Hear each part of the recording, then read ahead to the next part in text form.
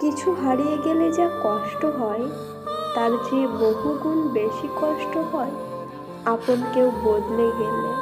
জীবনের খারাপ সময়গুলো একাই কাটাতে হয়, কারণ মানুষ মানুষের কষ্ট দেখলে সেটা উপভোগ করে। খুনির শাস্তি হয়, কিন্তু ভালোবেসে যারা বেইমানি করে তাদের শাস্তিও দেওয়া যায় না। দুঃখ তো জীবনে থাকবেই, তাই সুযোগ পেলেই নিজেকে হাসি খুশি আনন্দে রাখা দরকার।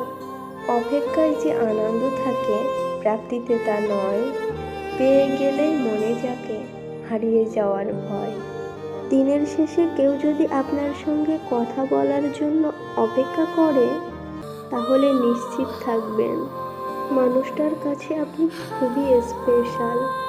এমন মানুষকে অবহেলা অযত্নে হারিয়ে ফেলবেন না।